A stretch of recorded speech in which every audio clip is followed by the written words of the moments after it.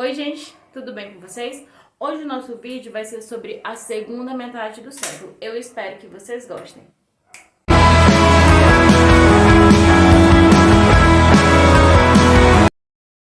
Então, gente, hoje vamos falar sobre o ano 800, a segunda metade do século. Lembrando que estamos fazendo o resumo desse livro aqui, que é o livro do Mano Acorda, da Antiguidade aos Dias Atuais, que fala justamente sobre a história da educação com o passar dos séculos. A gente está fazendo aqui os vídeos do 300 ao 800, a segunda metade do século. Bom, gente, agora vamos falar sobre a segunda metade do século, tá? E aí, o capítulo ele é dividido em 6 partes. Vai falar sobre as revoluções burguesas e a reforma da instrução, as resistências da Igreja Católica, o marxismo e os problemas educativos, novos fermentos da contribuição das mulheres, o nascimento da escola nova e, por fim, a escola norte-americana. Então, vamos abordar essa parte nesse vídeo. Primeiro, ele começa falando sobre as revoluções burguesas e a reforma da instrução. O que é isso? A gente tem que entender que nesse século, na segunda metade do século, estava acontecendo algumas revoluções burguesas. Além da Revolução Industrial, do humanismo que já passou por aqui, aconteceu algumas revoluções. A Revolução Burguesa que mostra no capítulo é a Revolução da Primavera, que acontece no Reino da Sardenha.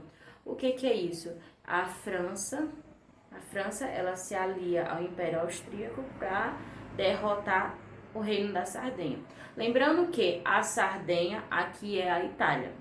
Aqui nesse contexto vai ser a Itália. Então a Itália queria se unificar e aí a França e o Império Austríaco se juntaram para derrotar a Itália.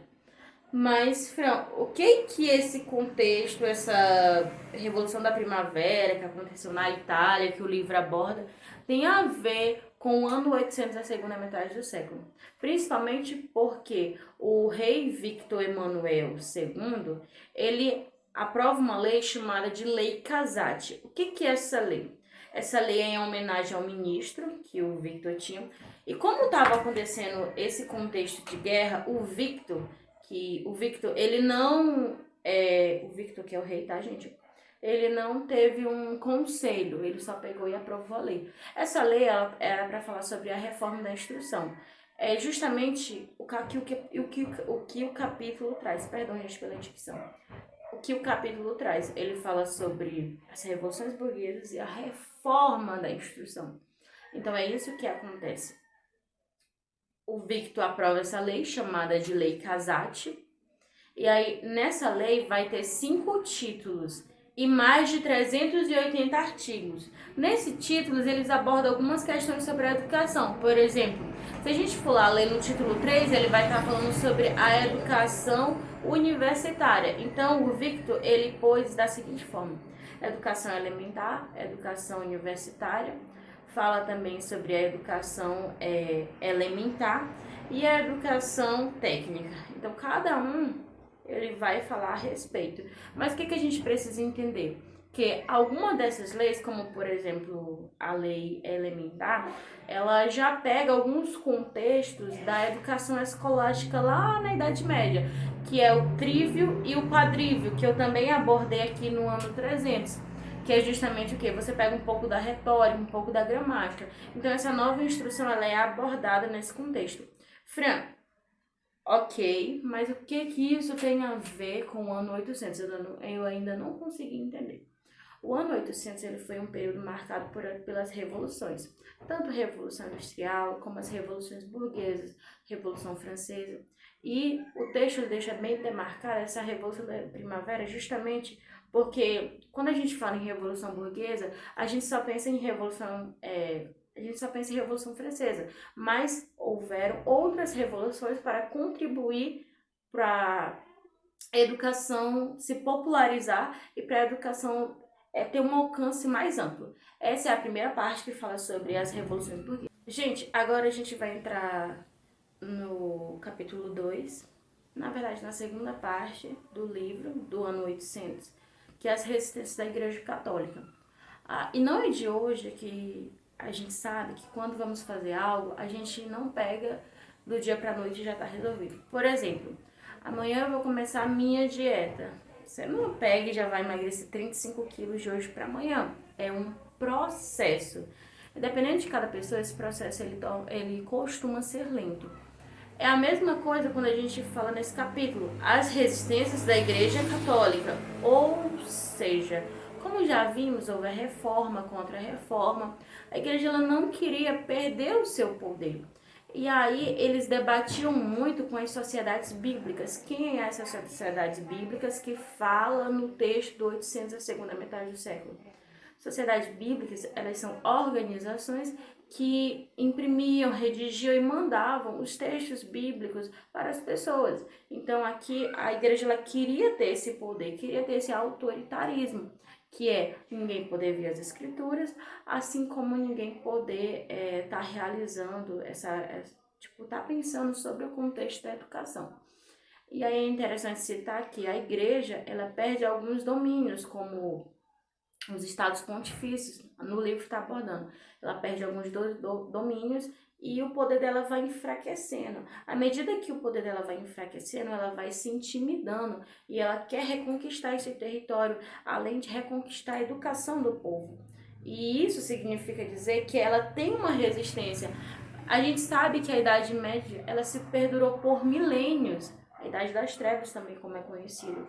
E quando você tá em um poder que quando você está em uma posição de poder por muito tempo, é difícil você sair daquilo. Então a Igreja Católica ela se intimidou, ela estava se recuando, ela não queria, poxa, como assim? Revolução Industrial, humanismo, a reforma protestante. Está acontecendo várias coisas para o poder dela diminuir e ela não gostou disso.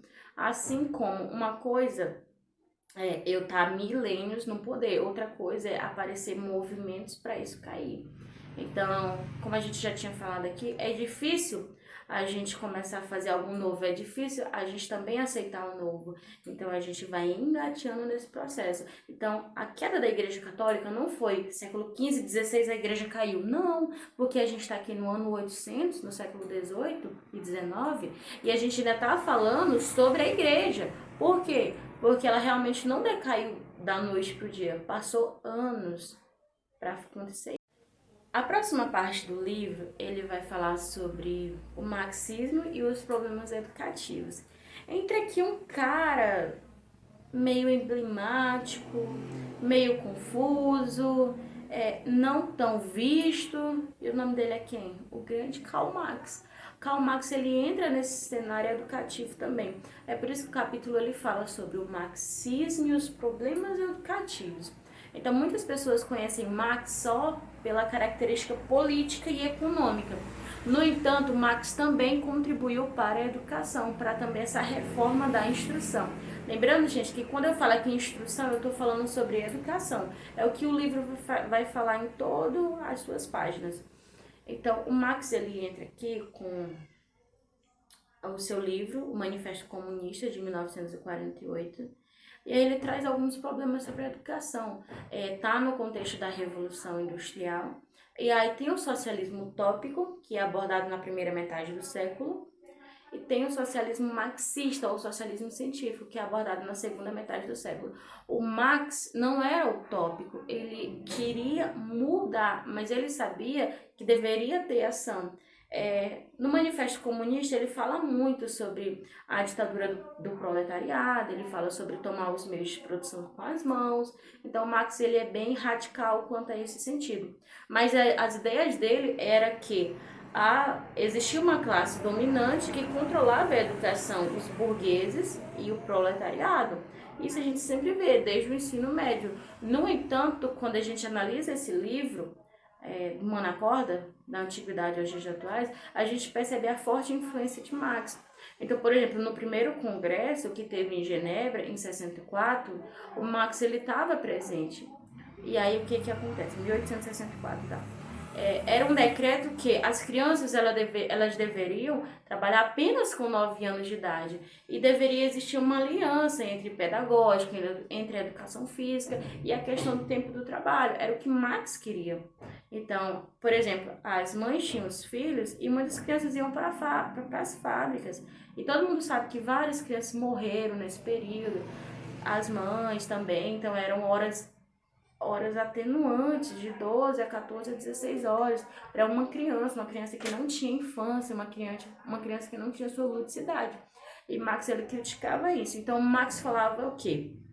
Que a gente deve trabalhar com as mãos e com o cérebro ao mesmo tempo. Ele critica essa abordagem que a gente vê nitidamente no livro. E aí o próximo capítulo, a próxima parte do capítulo vai falar sobre os novos fermentos, a contribuição das mulheres. O que seria isso? Seria a atuação das mulheres nesse cenário do 800.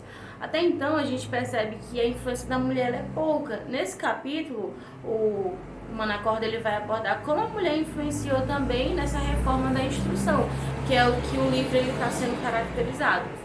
Então, tem uma personagem que se chama Helena Rafalovich, e ela juntamente com as ideias de Froebel, do Jardim da Infância, ela monta um jardim de infância com todo o dinheiro que ela tinha. E nessa escola que ela monta, nesse jardim de infância, as crianças, elas têm acesso. Então, Fran, mas ela só faz isso? Não. A gente tem que entender que uma mulher, ela doou toda a sua riqueza para produzir um jardim de infância, e aí ela vai pegar e vai pôr algumas regras, como por exemplo, ela não queria que o catecismo ela fosse empregado nessa escola, e que nesse jardim de infância as crianças mais pobres elas não precisariam pagar, e as crianças que a família tinha bens aquisitivos elas deveriam pagar. O interessante é que o Kindergarten não surge com a Helena, ela só reforça. Já surge com o Froebel, que são os jardins de infância, que é justamente cultivar a criança.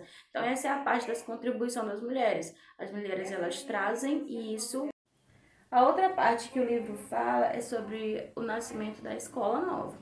O nascimento da escola nova é justamente um novo conceito que ele vai se popularizar pela Europa. A gente vê que desde o ano 300, a pedagogia humanista ela já estava voltada para uma educação um pouco mais avançada do que a educação tradicional, aquela educação livresca, verbalista. Então, o nascimento da escola nova seria uma escola que contribuísse com a criatividade e a ludicidade da criança. Então, é justamente o que? A psicologia entra em jogo, psicologia e pedagogia andam junto. Então, o nascimento da escola nova é uma escola que propõe uma nova forma de montar o conhecimento para o aluno do que antes. Porque o nascimento da escola nova vai pôr a criança como centro, como um agente ativo. Isso a gente já está no 800, a segunda metade do século. Enquanto que as outras educações, por exemplo, no passado, como a gente vê na Idade Média, era o professor que dava aquele conteúdo. Tinha também o sadismo pedagógico, que acontecia muito. Se a criança ela não conseguisse executar tal atividade, ela apanhava de chicotes, né? Flagelo, que a gente falava lá na antiguidade, ela era flagelada. Então é isso que acontecia. Esse nascimento da escola nova ele veio com esse intuito. E por fim, o livro ele vai falar sobre a escola norte-americana. Essa escola norte-americana, ela é justamente o oposto do que acontecia na Europa. A escola norte-americana, ela é uma educação mais moral, como no livro mesmo está falando. Porque enquanto a educação na Europa ela era verbalista, ela era muito livresca, a educação norte-americana, ela pegava, na América, né, ela pegava e colocava o educando com outros valores, como por exemplo moral, a didática mesmo. As crianças a gente percebe nas imagens que elas tinham mais ludicidade, elas iam mais ao ar livre.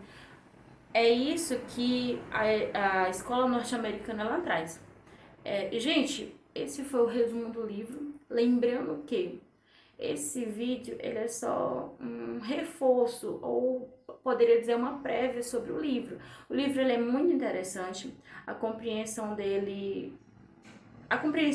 permite que entendemos mais um pouco sobre a educação no presente. É por isso que ele fala da antiguidade aos dias atuais. Então eu recomendo muito a leitura, espero que vocês tenham gostado do vídeo. E qualquer dúvida, vocês podem deixar aqui. Fran, não entendi a parte disso. Fran, faz um vídeo mais falando sobre essas revoluções burguesas, não deu para entender. Então vocês podem estar deixando aqui que eu vou estar pondo para vocês, tá bom? Eu espero que vocês tenham gostado e muito obrigada.